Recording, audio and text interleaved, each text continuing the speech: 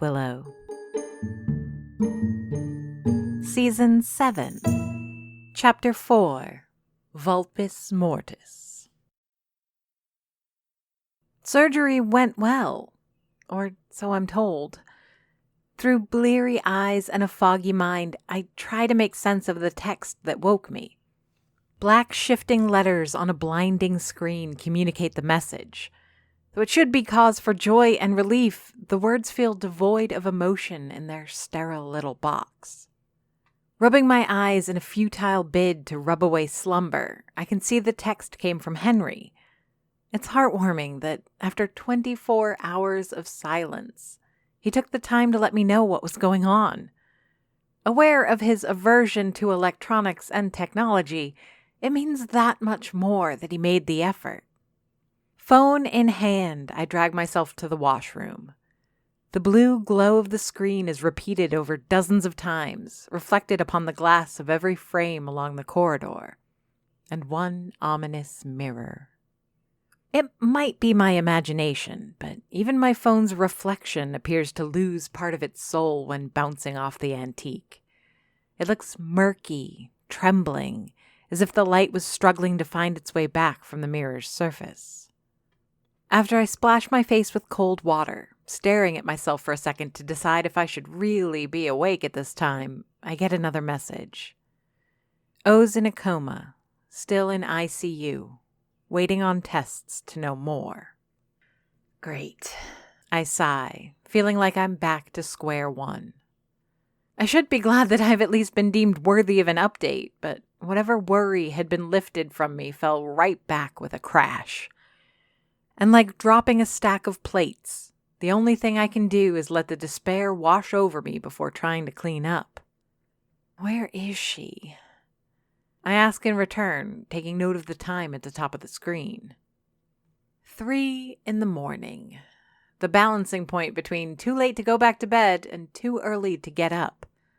Not that I could get any sleep. Henry pulled the horsehair holding the sword over my head, and it still vibrates as I wait for his reply. The rush of water from the faucet fails to hide the sound of my racing pulse. For a moment, I wish I could lend a few of my heartbeats to Olivia. The phone vibrates, dancing off the porcelain counter to fall flat on the shower mat. Even from this height, I can make out the message. Montreal Institute of Cardiology. No room number, no visiting hours, no invitation to come over. Though one could argue Henry bothering to answer is invitation enough, it could just as well not be. Only one way to find out, I answer myself as I twist the knob on the shower. The trip to Montreal is long, complicated, and expensive. Above all else, it's boring. It's long because the big city is a 2-hour drive on a good day without a detour. This adventure stretches to twice that time, as the only car that would even come to Willow is a taxi, who insisted on charging me for the time spent getting to the village. And then they would only drive their mint-scented old Buick up to St. Luc, where I had to wait for the first bus to Montreal. The sun is already reflecting off the skyscrapers as we cross the bridge, turning the city into a forest of burning columns. A thin mist dances its last dance over the Saint Laurent River. Under any other circumstances, this should feel like a homecoming. From my seat, I can see all the familiar landmarks. I can pinpoint where so many of my old friends are currently sleeping or getting ready for work. Beyond downtown, there's the street with my old apartment where my ex is probably snoring the morning away. On this dawn of what promises to be a beautiful day, I find no joy in the moment. Montreal puts on its best show for me, and I don't bother noticing. The subway is crowded with morning commuters. A few things have changed since I last walked these tunnels. Ads on the walls have gone through a few rotations, and many a storefront has lost its name and colors. Everything else is much the same. I could still navigate the station at the bus terminal by smell alone, and I can still predict the arrival of my train by the vibrations in the ground. 7 subway stops and a bus ride gets me to the doors of the Montreal Institute of Cardiology. The building feels almost abandoned. A long empty corridor lined with windows takes me from the front door to a small information desk. There, a bored security guard greets me and offers to give me directions to wherever it is I'm going. I'm directed to a reception desk where I meet my first real hurdle. Over $100 deep into this trip, every stage has felt like I was approaching a looming threat. Like walking through Aquilo Woods alone for the first time, it's the ignorance of my predicament that gnaws at my nerves. I don't know what to expect. Will I arrive to be told that Olivia has passed away? Is Henry still there, waiting? Will he be glad for my presence? Angry? How do I react to seeing Olivia plugged into a dozen machines with tubes coming out of every orifice? As worrisome as all of this is, I don't expect to be turned around less than 100 meters from my friend. I'm sorry. Miss Fig is still in intensive care, and besides, only the immediate family is allowed to see her. The receptionist does look genuinely apologetic. I can see in her big gray eyes that this is policy she's repeating, not a preference. She's a strange one, and I could imagine her working somewhere in Aquilo. Blonde hair streaked with a touch of gray, shaped a little like a baby bear. She's got the cheer of someone who's never been crushed by her work, no matter how hard it might have tried. You don't see that kind of resilience often. The fact that she's wearing indigo scrubs with a cartoon fox print adds to her charm. I've come a really long way, I lament, my face pulled into a grimace. Her smile tightens, a sign that she's trying to make her emotions as airtight as her mouth, closing herself off from my grief and pain. But it takes an effort on her part. I really wish I could let you see her, honey, but believe me, it's for her own good. I don't even need to go in the room, I explain, increasingly desperate. I just need to see her. Her eyes wander over her cluttered desk. It's hard to see from my side of the plexiglass, but she seems to be swamped with papers and clipboards. All of it appears somewhat organized, but the sheer quantity remains overwhelming. Of course, there's no way to quickly spot Olivia's name or room number across the swarm of papers. Thinking, I wonder if Henry is still in the building. Maybe I can text or call him, ask if he can come and get me and bring me to his wife. It's a desperate idea, and one I might have gone through with if not for a stroke of luck. Oh, the receptionist calls out, but not to me. Maurice, Dr. Langevin. A young man who could have been her son turns towards the desk. He wears a white lab coat over his shoulders and 3 shifts under his eyes, both part of a doctor's uniform. He can't be more than 10 years my senior, yet he carries himself with the tired confidence of a medical veteran. He reminds me a little of Gulliver, with the same bright eyes and shaved head, but instead of the broad shoulders and bright smile, Dr. Maurice Langevin has long, agile fingers and the kind of back you could rest a mountain on.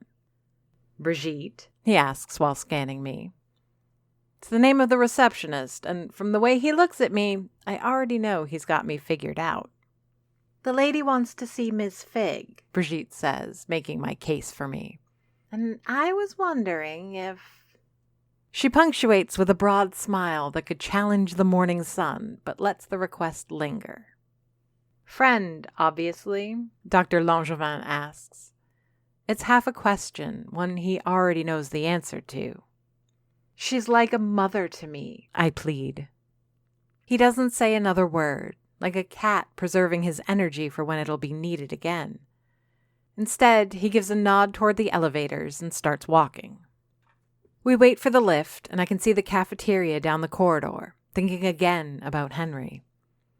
Is he there, nursing a cold cup of coffee as he waits to know more about his wife's prognosis? I'll seek him out when I'm done here, I think. Maybe I can be the bearer of good news. Silent discomfort prods the good Dr. Maurice to chat, though it comes out as mechanical word vomit. He's answering a question I'd never asked, but he suspects I have. Myocardial infarction, followed by coronary artery spasm, he explains. It's like 2 heart attacks in a row. Did a CABG, or CABG, that's a sort of bypass, for the widowmaker, the infarction. But we got her real late, and I'm sorry. This isn't helping, is it? It isn't, I agree. But it's not hurting. If it makes you feel better to keep explaining, I just can't promise to understand. With great effort, he smiles, and as the doors slide open, he waves me out of the elevator. She's fragile, but we got her circulatory system going. Bypass looks good. Heart looks tired, but I'm optimistic. The problem with this kind of massive attack is how it messes up everything else. Your heart gives and everything else in your body panics. Some pieces know what to do, others fall apart. Then there's the brain. We get to a door where he stops. Somehow, Maurice is able to run several complicated processes through his mind at once, examining a chart in detail while continuing his explanation. It just doesn't always react in ways we can predict. Obviously, we sedated Olivia for the surgery, but the when and if of her waking up is entirely up in the air. Personally, I'd like her to take a few more days to recuperate. But also, the longer she's unconscious, the more likely she is to slip into a coma. He keeps going, but I've stopped listening. I can tell when someone's dumbing things down for me, and although this is a rare case when I can appreciate the effort, it's not why I'm here.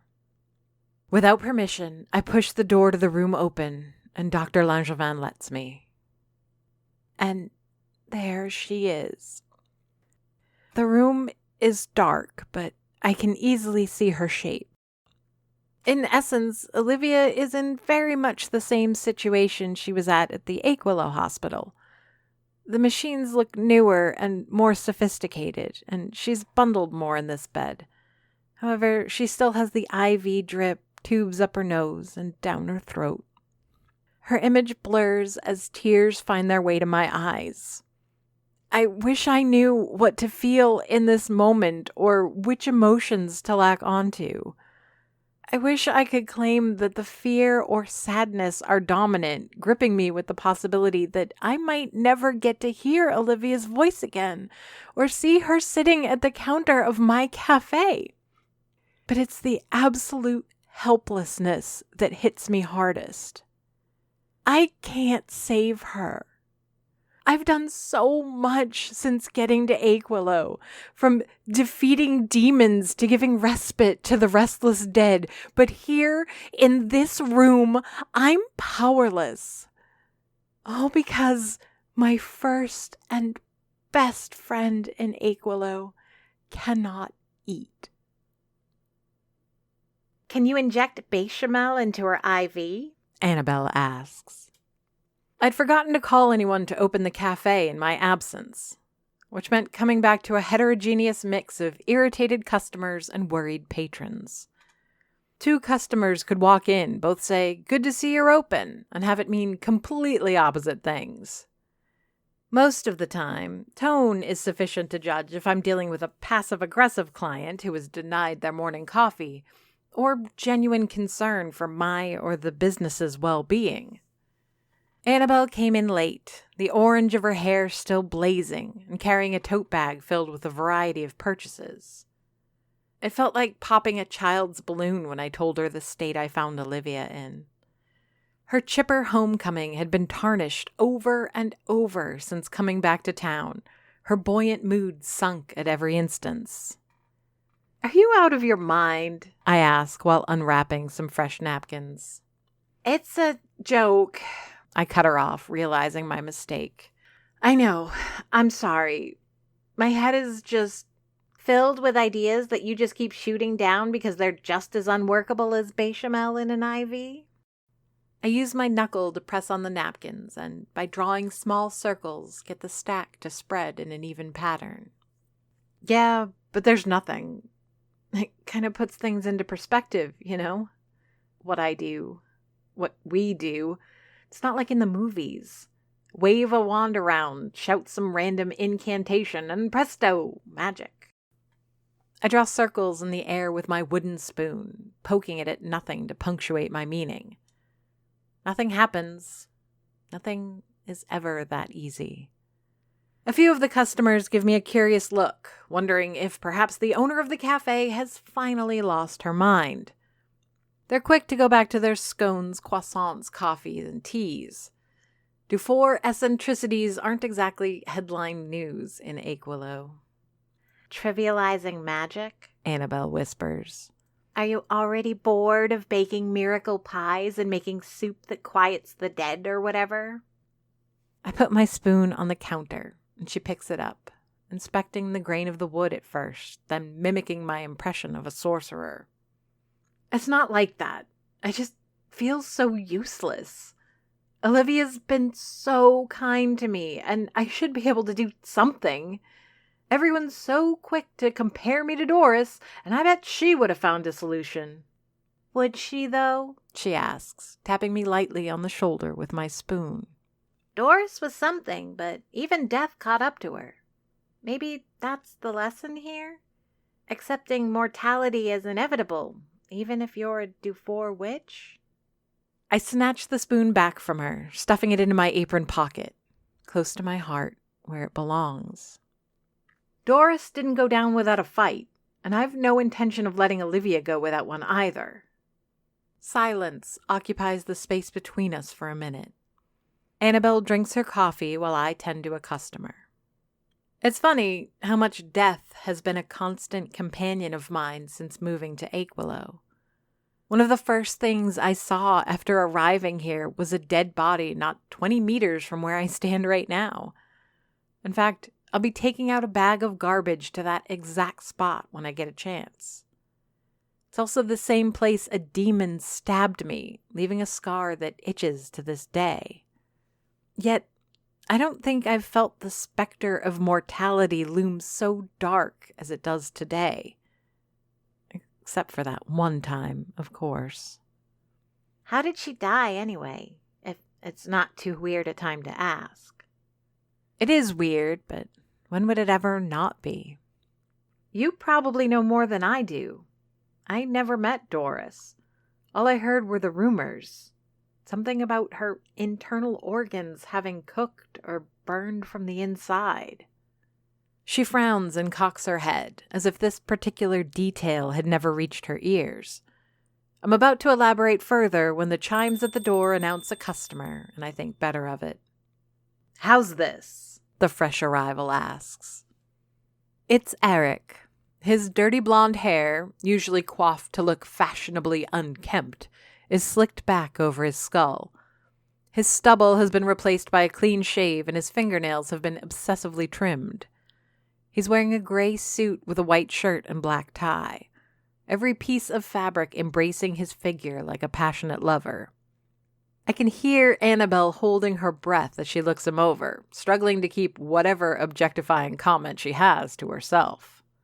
He's looking for reassurance, words to bolster and strengthen his confidence. But I'm a little sister. My job is to dish out truths in such a way that they draw blood. "You look like a serial killer," I say. His shoulders slump and his face contorts into an angry frown. Poor Eric. It's true, Annabelle confirms. Not that you don't look delicious, but more Ted Bundy than George Clooney. George Clooney? I ask, surprised. Don't judge me. I shrug and look at my brother, fussing over his reflection in one of the many brass surfaces of the coffee machine. His image is distorted a dozen times over, twisted and bloated by the shape of the tubes. "It's the hair, isn't it?" he wonders, touching his scalp but without daring move a single strand. "It has to be the hair." Annabelle gets up from her stool and bats away his fingers to keep them from messing anything up. She grabs him by the ears and straightens his face until she can get a good look at him. It's absolutely the hair. You're trying to get a job at a bank, not become a made man for the mob. I look at them, a little crestfallen. Annabelle expertly ruffles and recombs my brother. The way she fusses over him reminds me that I'm the sibling and this should be my job. It's fine, I know. When he's sick, I'll be the one to make him soup and his favorite chocolate mousse. When we make fun of our parents, it's Annabelle who'll be the odd one out. It's difficult not to be sensitive about family at a time like this. Grabbing the trash from the kitchen, I leave them to it. I've no judgment or authority on how to dress a man for success.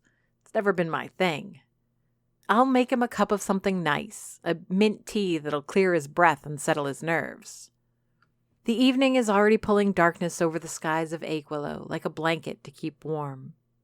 Rare patches of blue peek out from between the many clouds, and a thin line of orange delineates the horizon. Sorry, guys, I announced to the raccoons. Goodies are going to be later tonight. This is just normal garbage. As if that was going to stop them from tearing into the bag to look for scraps.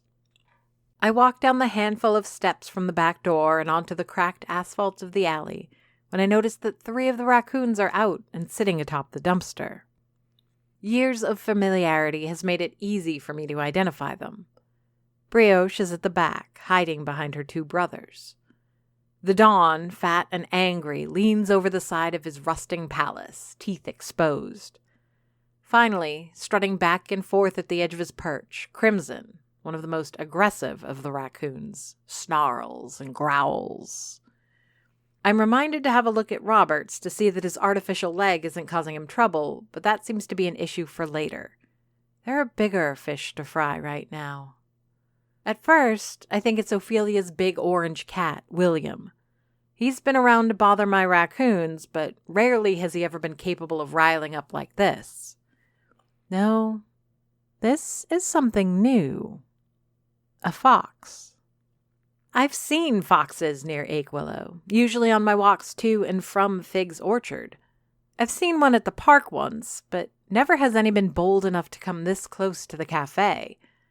In fact, I'd probably seen more foxes in Montreal than I have since moving here. Hey, buddy, I addressed the newcomer. You might want to take your business elsewhere. Looks to me like you're not welcome here. I had Dr. Pavlov give the raccoons shots, an adventure in and of itself, so I'm not worried about rabies too much, but I'd rather not have to pay for more veterinarian bills and prosthetics if possible. The fox, however, seems to have no interest in the raccoons. So bored with them it is that it barely affords them a glance and punctuates its opinion with a yawn. Instead, it's towards me that the animal's focus is drawn. Calm, its fluffy tail swaying with each step, it draws near enough that I could crouch down and pet it. From atop the dumpster, I hear Brioche squeak and Crimson growl anew, ready to jump down in my defense. All I can do is stand here like an idiot, the back of my feet against the concrete steps, a trash bag in one hand and a wooden spoon in the other. The fox is by far not the most menacing thing I've faced back here, but there's something strange about it I can't place. Cocking its head, it looks me in the eye and blinks. And that's when it hits me. Foxes, like most wild animals, smell. I hate to put it this way, but foxes in particular have a pungent odor to them. To be blunt, they smell like skunk. Except this one. At first, I assume it smells like garbage, but then I remember where I'm standing. Nose twitching, I try to identify the odor. This can't be you, I tell the animal. It sits on its ass, front paws poised with grace and dignity, watching my every move as if I was the curious animal. Cinnamon.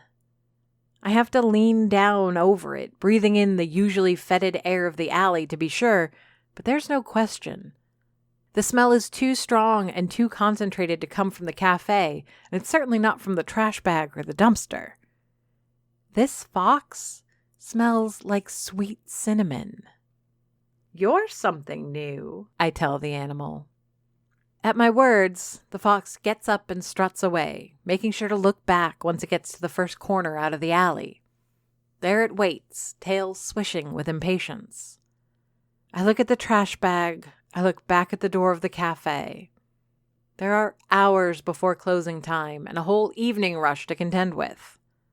Then I look at the fox.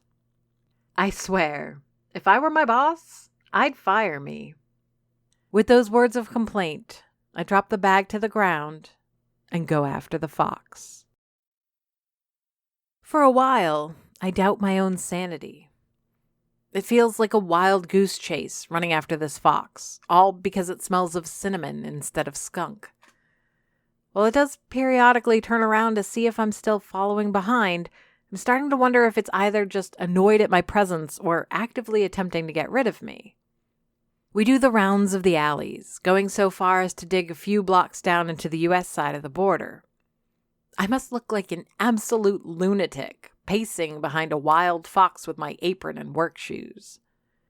By the time we make it to Aquilo Border Park, my feet are wet from stepping in puddles, and the fox is still evading me with no solid destination I can guess. "You shouldn't be doing that," a calm voice calls from a nearby bench. Few people come to the park this time of year. It's too soon for the leaves to have grown in, and all the grass is constantly wet, sometimes drowned under huge shallow ponds of muddy water. Even when it isn't raining, the benches remain damp. There's nothing to see and nothing to do. Apparently, that's not enough to keep the night denizens from taking their strolls through the darkness, however. Patience has set up on a bench, a gray towel neatly folded over the back, sodden and dripping. "Doing what?" I ask, dividing my attention between him and the annoying fox. "Playing with dead things." I toss a glance back at the fox, its orange head cocked while looking at me, as if I were a math problem in need of a solution. The animal looks very much alive, and it's not like I haven't seen ghosts before. I felt no chill in its proximity, and it lacks the semi-luminescent half-transparency Gary Remington or the ghosts of the arena have. "He's not dead," I ask. "Is he?" "She. And she isn't alive, so I suppose she's dead," Patience assures, for lack of a better word. The fox, apparently insulted by the implication, bares her teeth before turning and disappearing between the trees. And that's 30 minutes I'll never get back. Patience, smiling at my obvious frustration, moves over on his bench, clearing out a dry spot for me. He's his usual self, bundled up in his white hoodie, his pale, sun-deprived features almost glowing under the nascent moonlight. "I left my cafe unattended," I lament. "The Aquilo Cafe will be fine for another few minutes," he says with confidence. "You, however, look like you're going through something." I close the gap between us with a few steps, careful to avoid the deepest of the puddles. Not that it would make much difference at this point. Has he not heard? That would make him quite the unique specimen in town. Everyone's heard what happens, it seems, but no one is privy to what comes next. "Sure," I relent. "What's my only source of income and livelihood, after all?" "That's the spirit." He taps the dry spot on the bench, and like a dutiful child, I take a seat. Running after the fox had kept me warm, and now that I've put my derriere on a cold bench, the sweat I've worked up seems to be sapping the warmth from my bones. Whatever sage advice Patience has in mind, I hope it's quick, or he'll be giving it to a popsicle. Olivia Figg had a heart attack. I spit it out before he asks, hoping to save on the preamble. The reactions I tend to get from Patience are always a little muted. He acts human, but like a quieter version, as if the impact of events around him were pushed through a filter or heard through a thin wall. His eyebrows raise and he pulls his knees up to his chin, a gesture I've come to learn means he's thinking about things. "Will she be okay?" "That's the thing. I have no idea. I don't think so. And I can't do a damn thing about it." "Why not?" "I've gone over this conversation with myself so many times over the last 24 hours, and each time it's either the technicality of Olivia's predicament or the morality of interfering with the natural course of things. I don't know." His eyes turn to the tree stump that dominates the middle of Aquilo Border Park. I can't tell if he's mourning or if that's dread I see in him when he does that, but the tree never fails to have an effect on him. Sometimes I wonder if that's the real reason he comes to the park almost every evening, just to watch a dead tree. It's funny, all the arbitrary limits we impose on ourselves, isn't it? He asks. I let my silence be the question. Take free will, Patience continues. You, and doors before you, you draw a line at anything that subverts free will. Imposing your own imperatives on others isn't something you can't do, it's something you won't do. Shouldn't death be a similar taboo? No, I contest, twisting my whole body to face him. Outrage is a fire that promises to keep me warm during this conversation, and I am drawn to it. How many lives could I save with just the right stew or porridge? It feels wrong not to do it. Why should doctors be allowed to go toe-to-toe with death, but I have to stay my hand? Patience watches me rail against the walls built to keep my skills in check. He allows the fury to drain from me a little, careful not to interrupt while I vent. Death, it turns out, is more capricious than it lets on, he eventually explains.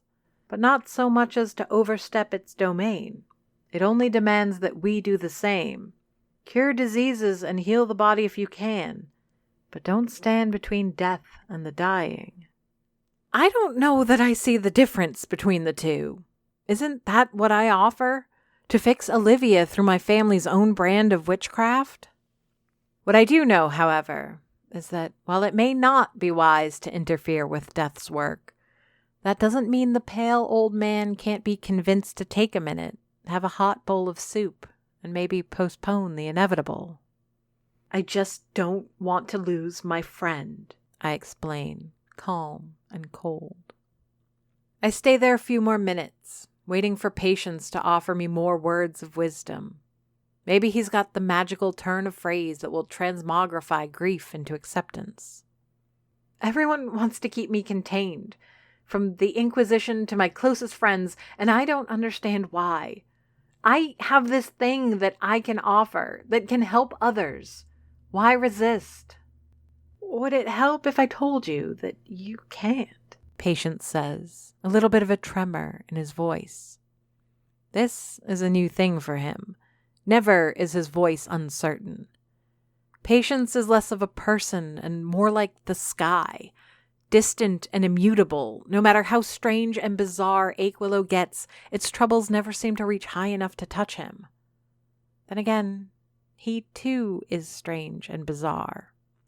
I can't because you'd stop me, or because I don't have the skill? You can't because it's not possible. Not for you, not for your great-grandaunt, not for Ophelia, bless her soul. Not even Melody could have done it, and she was more witch than cook, that one, so I've heard. Some have tried, and it never goes very well. I'd rather not see you go down that road, Miriam. The urge to argue burns bright, and I want to lash out and tell him that there's nothing I can't do if I put my mind to it. And maybe that would be true if we were talking about a particularly tricky chocolate confection or a delicate meat to sear and season. We are talking about life and death, however, and his warning holds weight. More weight than most. Is it impossible? I ask, trying to sound more curious than hungry. Patience's face contorts. The question pains him, or rather, composing a safe answer does. He looks like he's trying to swallow back the truth, and it is a vile-tasting thing. You've met enough creatures that defy death to know the answer to that already. I stand to leave, utterly defeated. If Patience is to be believed, I'd lost before I even considered trying to fight. I would have been better off staying at the Aquilo Cafe and stuck to doing what all good little mortals do, wait for nature to take its course. Best not to play with dead things, even if they're still alive. Miriam, Patience calls out as I walk away. She might still pull through. When I walk into the cafe through the front door, I'm greeted by Annabelle's quiet shock. Standing behind the register, handing a chicken wrap to Patrick while taking his money, she silently demands to know where the hell I've been. There was a fox, I explain while explaining nothing. Oh, well then, She says, wiping her hands with a towel before vacating my workspace. Never mind me, if there was a fox. Thanks for taking over. I'll make it up to you. You already have, She says, sitting down in front of a mountain of pastries pilfered from the display. And you will again tomorrow, and maybe Saturday. Why do all my friends try to eat me into bankruptcy, I wonder? Then again, what would have happened had Annabelle not been here to take my place? So, when you say fox, She asks while chewing a brownie.